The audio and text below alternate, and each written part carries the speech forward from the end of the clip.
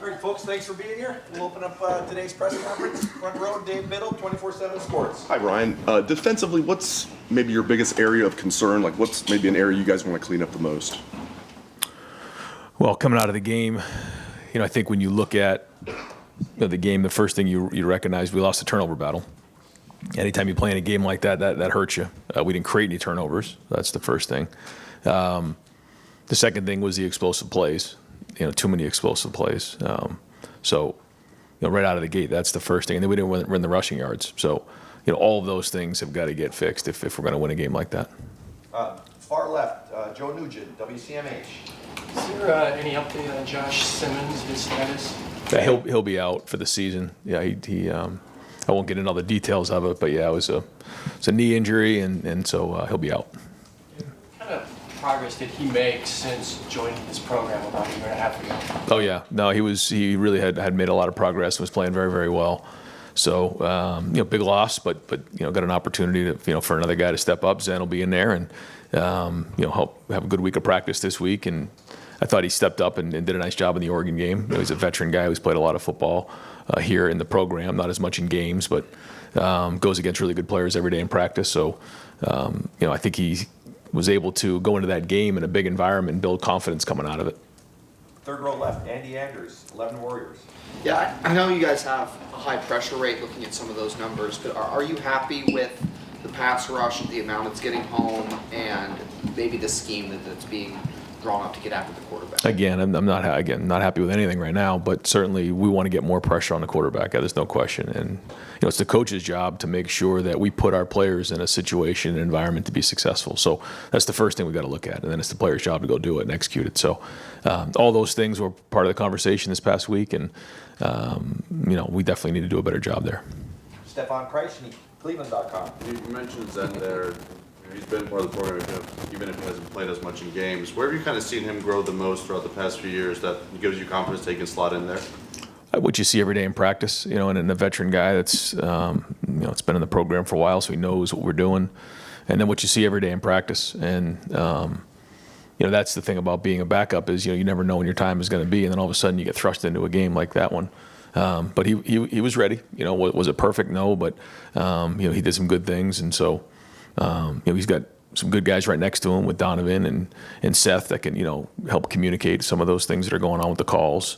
But again, that's the other thing I try to tell guys like that. When you're going against Jack and JT and Kenyatta every day in practice, you should be able to go out in those environments and compete and have confidence. How much does it help him to have Donovan right there next to him as well? Yeah, I think it really helps, yeah. Just having veteran guys right there to communicate what's going on with the calls, because as you know, so much of the offensive line is the communication and what's going on with the calls and making sure everybody's on the same page, and then making adjustments based on what we're seeing in the game, and anything that may be coming up if we need to add something or just make an adjustment based on what we're seeing. Those are all things that are important. Tony Girdman, Buckeye Huddle.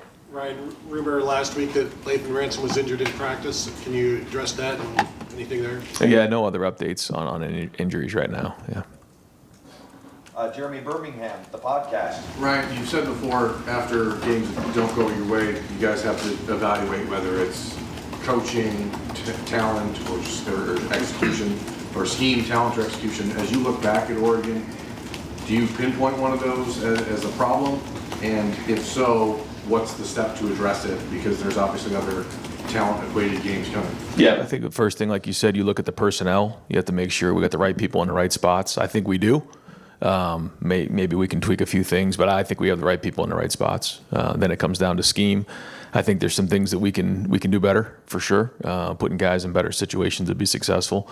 And then there's the coaching, and I think we definitely can do a better job there of making sure that the guys understand exactly what they're doing, getting them lined up, and then going from there. But I think it's a combination of scheme and coaching. Don Taberry, WBNS. What you've said from the get-go, this is going to be a long season, especially with the playoff. Some are compared to maybe like to an NFL season. It's hard to go undefeated, period. Not happy with the loss, but what do you say to the kids and everyone, because the goals are still there? Yeah, well, like you come out of the game and you got to identify the things that didn't work, which we did. Make some adjustments. Do we need to overhaul everything? No, we don't need to overhaul everything, But there are some things the way that, we're coaching things, the way that we're, scheming some things. We need to make adjustments there. There's no question. But once all that settles, you realize that, there's a lot of football ahead of us. And you look ahead at, what we got in the second half of the season and then right here with Nebraska. And so, you quickly move on to that and realize that, there's a lot of teams across the country that have taken a loss. So now we got to go adjust and play our best football here in the second half of the season. You could have as many as, 10 games from here on out. So, that's important to make sure that we now move forward. We learn from the game, but we can't dwell on it. We got to move forward and we got to focus on Nebraska. With the way you're handling things now, has this allowed you maybe to get more involved with the defense now? Yeah. Yeah, definitely been in there more in the last week than I have in the past. And, ultimately it's my job to make sure that all three phases are the way they're supposed to be. So I'm going to make sure that gets done. Dave Holmes, WSYX. Yeah, Ryan, what was it about Dylan Raynor that you guys were in on him that you liked? And also, 20 years ago, when guys would decommit, or transfer, it was like, oh my goodness, the sky's falling. But now it's Quinn Ewers, Emory Jones, Dylan. I mean, every program has all these guys who were at one point in their pipeline. Are you able to take the emotion out of that as head coach when guys go elsewhere? So just kind of thoughts on Raynor and the past there. Yeah, I think I heard a stat the other day that of the starting quarterbacks in the Big Ten, maybe it was like 14 or something like that have been transfers, so whether it's decommitments or transferring, it's part of the world that we live in right now. So, you just have to adapt to it. We try to make sure that we're retaining as many of our guys as possible. That's kind of the stability of our program and the culture of our program. But, so yeah, that's that. When it comes to, Dylan, I think he's got an opportunity to be a great player. I think he's already playing at a high level and, he's got a lot of talent and he's got a great family. Joey Kaufman, Columbus Dispatch. Ryan, as far as Quinchon, you said on the radio he's doing fine. How is he practicing this week and whatever he may have been dealing with? Did that have any effect at the Oregon game, like the fumble? And no, it'll look close at that, but that wasn't an issue there. Minor procedure. I think he's actually feeling better now than maybe he did going into the Oregon game, so he's good. Was it not? It was not something that was lingering before Oregon. Yeah, it didn't affect the Oregon game. Yeah. Stephen Means, Cleveland.com. Denzel's a veteran for you guys, who's played a lot of football, but obviously clearly didn't have his best game a couple of weeks ago. And I think we've had this conversation about other guys in the past, but striking that balance of letting a guy like that who has played a lot of football, done a lot of good things for you, figure it out versus maybe trying somebody else in that spot, like a Jermaine Matthews, who has been thrown in there at times. Was there any conversation like that happening throughout the game of, hey, let's give Denzel a series off, let him get his head together, and let's throw Jermaine Matthews out there just to see if we can get something different? Yeah, it's definitely, part of the conversation, and, you have to decide what gives you the best chance to win in that moment, and decision was made, and so, we evaluate that and figure out if that's the right thing moving forward. But we believe in Denzel. We think he's a great player, and he did have a couple plays, there that weren't good, and he would tell you the same thing, and so he came out last week and had a good week of practice, needs another one this week, and he'll rebound and play well this week. How do you feel about your secondary depth, cornerback and safety overall right now, 6 games into it? Yeah, we probably have more depth at corner than at safety, but I feel like we do, have enough guys back there, to get what we need to get done. Bill Landis, Kings of the North. Ryan, are Jim and Larry on the same page with how to go about generating more pressure and the schematic tweaks you're talking about with the defense? Yeah, for sure. I know that there was a point maybe early on when Jim got here where there was conversation about the jack and all that. But our goal is to put the best 4 rushers in the game, or if there's 5, maybe there's 5 or whatever it is. And so that decision's been made, and we reevaluate those things. When you have to, certainly after a loss, but even during a bye week, you're going to do something like that. But no, I think I've watched closely, and I think that they're both on the same page, and we all want this week especially, we've wanted to look at everything, and nobody's feeling good about anything right now. It's just coming off of that thing, there's a lot of guys on edge, and that's the way it should be after a loss. But no, they're on the same page. I think that's the point, and I've been in there the last week a little bit more and just evaluating everything. And I think the one thing is there can be conversation in the room, but when you leave the room, everybody's on the same page, and that's happening. I'm seeing that. But it's again our job as coaches to make sure we're putting them in the best position to be successful. And you got to evaluate it, and you got to be honest, and you got to make sure you're talking the truth in those moments. And I think that's happened the last week, and excited to get back on the field here. If you look at, and I know the job of any coordinator is just to sort of take the talent on hand and put those guys into the best position, like you're saying. Right. If you look at some of what Jim did at Oklahoma State and what he's doing now, it does look quite different in terms of like structure and fronts and all those things. What were the conversations like when you hired him about like, hey man, do your stuff, or was it no, we have our players here, work around what we have on hand? Yeah, a little bit of both. Yeah, I mean, my goal, bringing Jim in was to be the head coach of the defense and to run it. But there was also, we have, recruited very well in the defensive line. So, when he was at Oklahoma State, they didn't have, 4 down D linemen and then certainly no depth behind it. So, he had to be creative about what he was doing there. Decision was made a long time ago that, we have the D linemen here at Ohio State that can play with 4 down linemen. Now, might we consider some different fronts and changing that up? I think it's all very good conversation, and we have to make sure that, we're going down all those roads to make sure that we're putting these guys in a chance to be successful. We're making it, not easy for the offense to just, line up and know where we're coming from. So, but I think at the end of the day, to answer your question, it comes down to the personnel you have and where you are, and to put them in a chance to be successful. And, I feel like, we have plenty of D linemen here, and we have the right guys on the field. But we got to make sure that, we are changing it up and making sure that, it isn't just, a 4-man rush straight all the time, for sure. Pat Murphy, 24/7 Sports.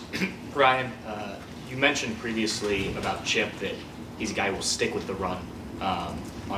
Against Oregon, second half, 12 rushes, 7 of those were running backs.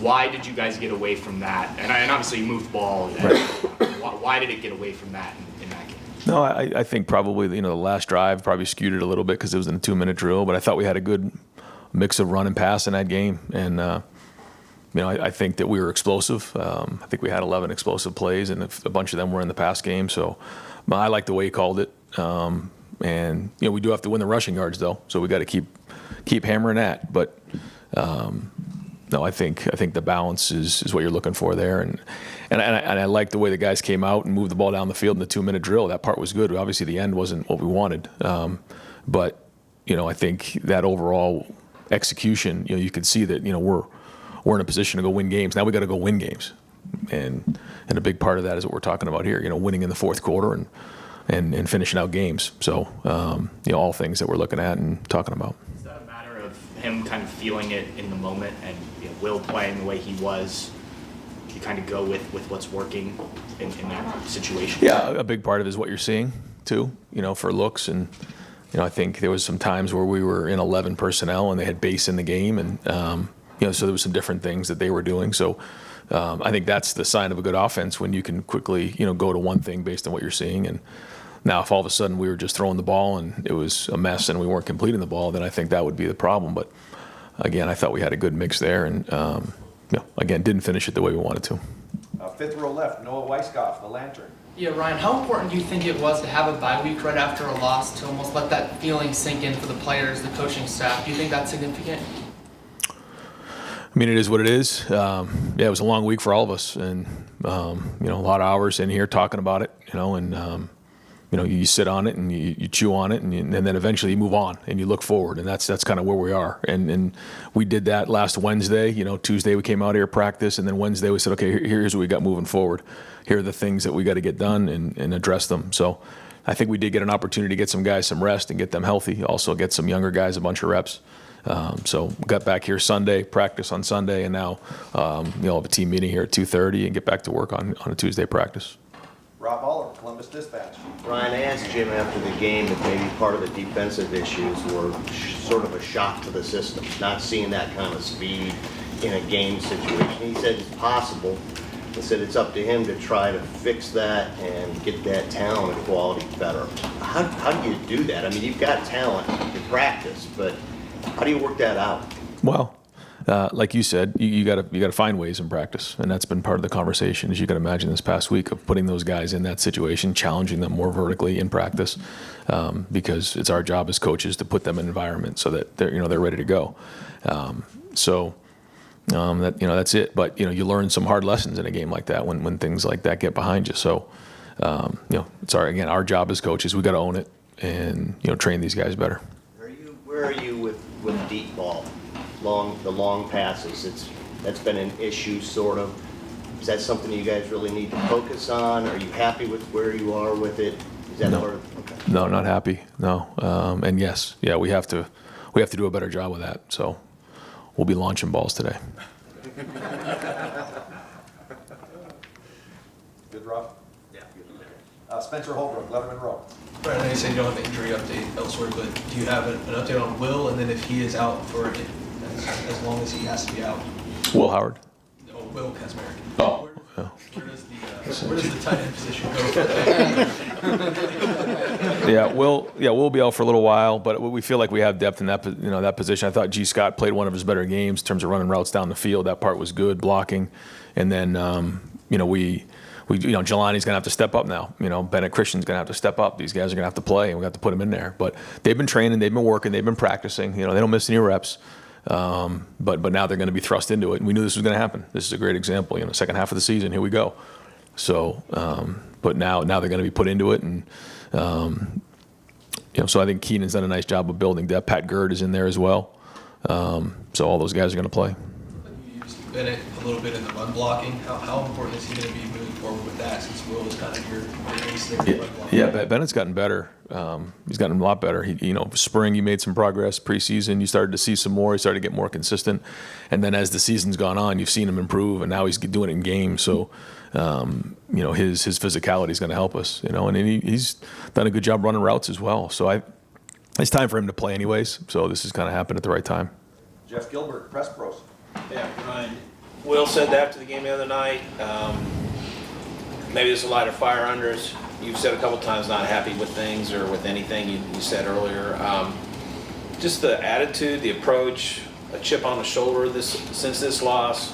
What's anything different? What's different about these guys and approach? Anything? Or No, I don't think so. And I don't think Will meant it like that. I just think that he probably just meant it like we all do. That when you come from a loss, you just start to. It's like, you put patches or Band-Aids on things, and then all of a sudden, you go to a loss, it gets ripped open, and you just, you have a little bit more, harder conversations. You make bigger decisions, and you just drive it harder. It's just kind of the way it goes after a loss. But that's, that's not anything like we haven't been going hard or pushing hard. I mean, we have been. I mean, we've been going 100 miles an hour around here. And I say to you guys all the time, after every game, the issues are the issues. We've got to address the issues. We've got to address the issues. And we've been hammering that home, and the players have been going hard, practicing hard. So, I don't think that's the case. But I do think, we've got to figure out, and, I think we have a really good plan for it, how to play better in that fourth quarter. And in those games, go win those games. And so, I mean, that's been a huge part of this conversation the past week. Dan Holt, 11 Warriors. You mentioned safety depth isn't as strong as corner. Who do you feel like would be the next man up there at safety if you guys do need someone to play more with the first team? Jalen McLean's done a nice job. Malik Harford's done a nice job. Those guys, have Malik's played some before, and Jalen's a good young player. So I'd probably say those guys. If you're looking at some backups there, it'd be those guys. Like Jordan or Lorenzo could move and play safety too if needed? Yeah, I think that's probably the flexibility of having the 3 safety system that would allow us some depth. Like I said before, I think we have enough to go play. So yeah, there's some flexibility there. Austin Ward, the podcast.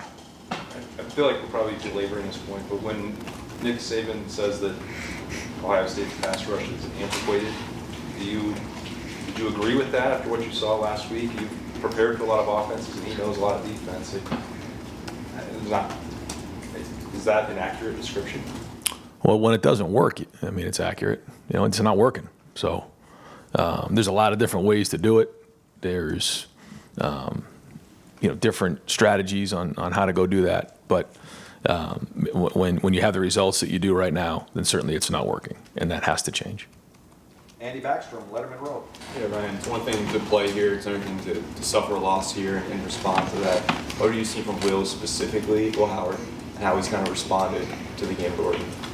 Yeah, I don't think anybody was hurting more than Will Howard after the game. I thought he played his heart out in the game, and it was a second short. And So, you don't just, when you have a bye week, you don't just get over it the next day. It's just not the way it works. And he took a couple days, but had a great energy today.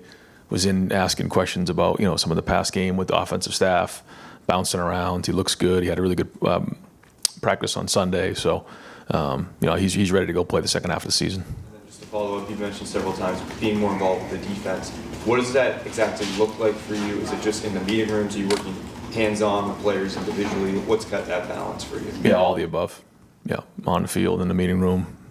Whatever needs to get done is going to get done. Adam King, WBMS. Kind of going off that, Will, when you bring him here, you obviously have a mindset of what you want to see on the field, but you can't see it until you go up against someone like Oregon. There was questions about the big game moment. Looks like he handled it pretty well aside from some other things. Did that give you a lot of confidence moving forward in what he can do for this team and where he can lead you guys? Well, like I said, the number one goal is to win. What's talked about the defense, and statistics and those things. Well, win. Same thing on offense. It's about winning. So I'd say the same thing about, we didn't win. So it's a loss. But once you take that part out of it and you look at the way he competed, there was a lot of positives coming out that way. So we got to grow on it. So next time we're in that situation, we do win. Cameron T. Robinson, The Athletic. Ryan, you mentioned Zen obviously steps in the left tackle, but how much, obviously you want to give Zen those reps in practice to get ready, but how much do you balance that with secondary options of either moving Donnie or Tegra over there? Yeah, we will rotate guys too, but that's pretty normal anyways. We'll have, like, even an inside drill, we'll have 3 groups in there. And then even when we're going scouts or 1s versus 2s, you have the first group and then you have the second group. So those guys are all getting reps, but we will roll guys too. Obviously, the offensive line had the illness that made you guys rotate more guys in fall camp. Do you feel like the way you were seeing that depth, has that progressed the way you thought it was since fall camp? I think it did help us in a strange way. Yeah, I think guys got forced into it early in camp and had to respond, and I think it allowed them some confidence to know that they can step into that spot and play. So yeah, and now Zen's really got to take the next step. Now it's one thing to be in a situation where you're coming in to clean up a game or finish a game. I wouldn't say that was clean up a game, but that was to finish a game. Now he's got to go about being the starter, and I know he's excited about the opportunity. Deserves it. Bill Rabinowitz, Columbus Dispatch. You said you hired Jim Knowles to be the head coach of the defense. In the non-huge games, the defense has been great. In the big ones, it hasn't been. How much faith do you have that he's in him right now, and why? Yeah, well, as I go in the meeting and I had hard conversations with everybody, and I know what the plan is moving forward, and I'm involved with that plan. So yeah, I got confidence in all those guys on that side of the ball, and I know what we need to get done, and we're going to get it done. Completely unrelated, I watched the game again last night. Last play looked like Will actually got down with 1 second to go, and Brandon was calling timeout right away. Do you have any thoughts on that? Did you send it to the Big Ten? Did you hear anything from them? Yeah, we sent it in. They said that there was no time left. Brandon was calling a timeout. I was right next to the referee calling a timeout. You can see it on the coach's copy, and they said time had run out. All right, we'll wrap things up with Tim May, Letterman Row. Thank you, Jerry. Nice. By the way, the crowd also had rushed the field, right? I mean, it was chaos down there. So, yeah. Will, what do you want Will to take away from those last 6 seconds? Because you were there as a quarterback a long time ago and stuff. I mean, there's so many things on your plate in that moment. What did you want him to take most away from that last play, so to speak? Well, just when you're in that spot, like you said, I haven't been in that situation before as a quarterback, but I've been in those types of situations. There's a lot going on. And the good news is, we do have the communication, so we're able to give him some information in that moment. And we tried to get a quick pass to Brandon. Someone flashed in his face, and he tried to dart up.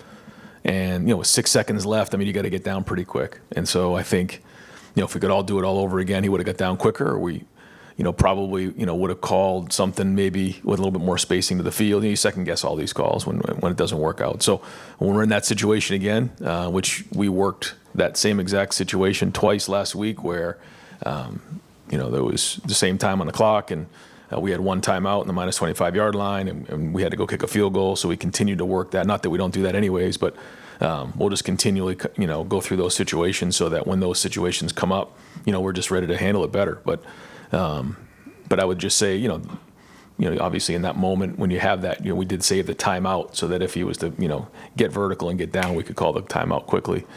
Tried to give him a quick pass and just layer it into the boundary. Yeah. And these are 2 and 1, a little bonus thing, but how much do you listen to outside noise? And do you ever get something from the outside noise? And have you in the last 2 weeks or week and a half gotten something from the outside noise? You know what I'm talking about? People like Austin was just talking about a minute ago that you go, yeah, you know what? Never thought of that. I mean, how often do you do that? And then number 2, when you go into a meeting room with, like Jim knows, for example, the defense, are you going in there going, hey, I want to see this changed? Or is it always conversation? A little bit of both there. Yeah, coming off of something like that, there's both. And the other question was Outside noise. I mean, oh yeah, well, experts in this room. it's easy. It's easy for everyone to say, just ignore everything. Well, your players are reading it. Your players' parents are reading it. Recruits are reading it. So you got to be aware of what's going on out there. But at the end of the day, you have to focus on what's right and what your team's about, and that's really what comes down to. And I think it's important for our guys to understand that. But when you come to Ohio State, that comes to the territory. You know that, and a lot of people care, and I understand that. I mean, it's my job as the head coach to make sure that when we get in that situation again, we win the game. So trust me, nobody's working harder, and nobody felt worse coming out of that game than I did. So I'm going to do everything I can to make sure it's right. Yeah, you guys got it. Yep.